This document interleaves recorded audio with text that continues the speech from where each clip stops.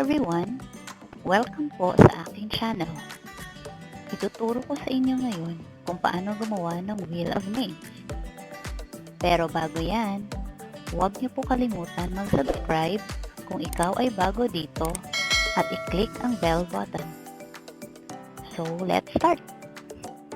Pag-open ang browser, type agad ang wheelofnames.com.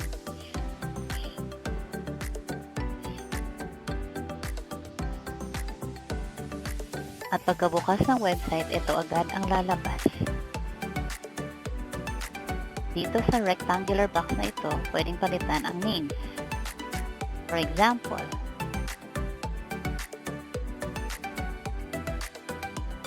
names ng pupils yung ilalagay. Copy nyo from Excel, tapos i-paste dito sa box. Ayan. Andito na yung mga names ng aking pupils. Full screen natin.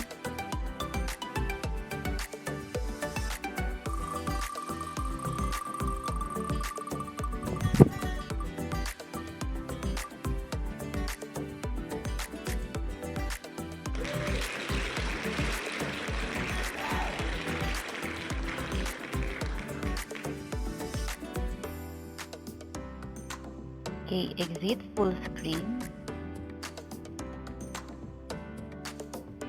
Pwede nating i-shuffle ang names. Pwede din i-sort alphabetically.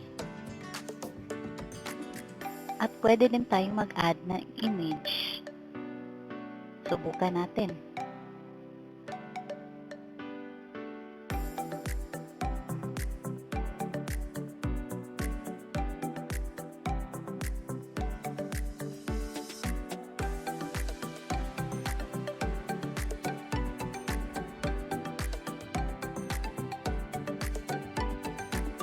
Okay, andito na yung mga pictures na aking dinagdag. Customize natin ang ating wheel. Pwedeng palitan yung sound during spin. Dadagdagan ko yung seconds.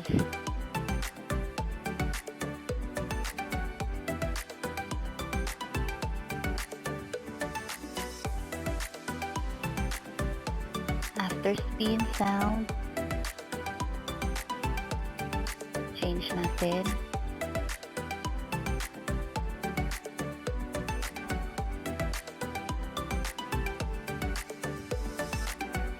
Pwede din natin palitan yung nakasulat after the spin.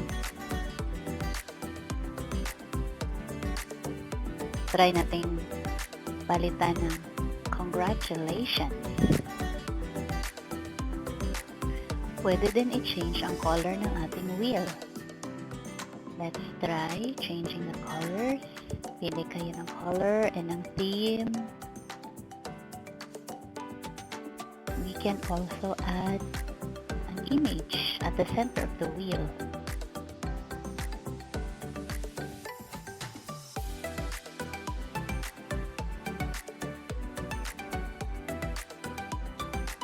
Choose tayo from the gallery. Pwede i-change ang size. Click OK. Pagkatapos, ayan na ang ating customized Wheel of Names.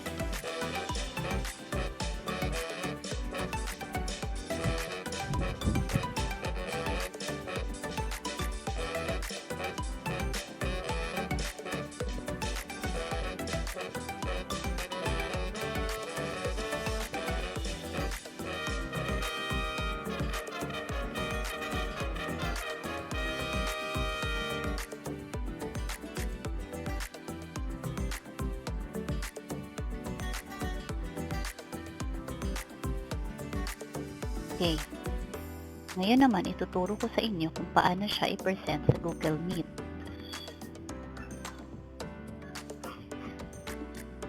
Just type Google Meet or meet.google.com.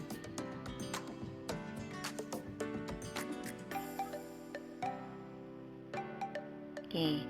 Try natin. New meeting.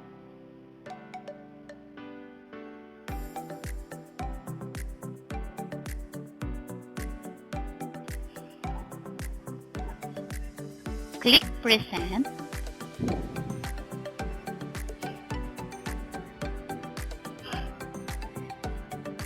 Choose from Chrome tabs, Wheel of Names. Make sure naka-share ang sound para marinig ng inyong pupils. Ayan, naka-share na po ito sa screen ng ating pupils. Full screen and click the center.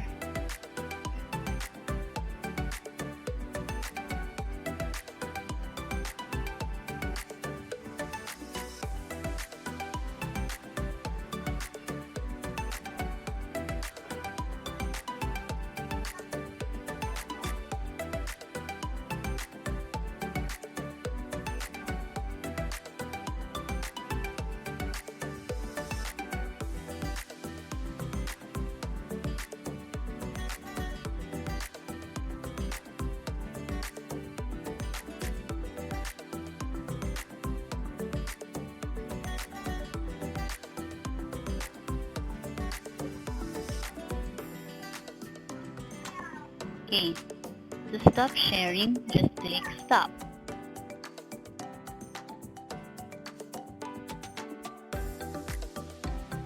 Sana po ay may natutunan kayo sa ating tutorial ngayon.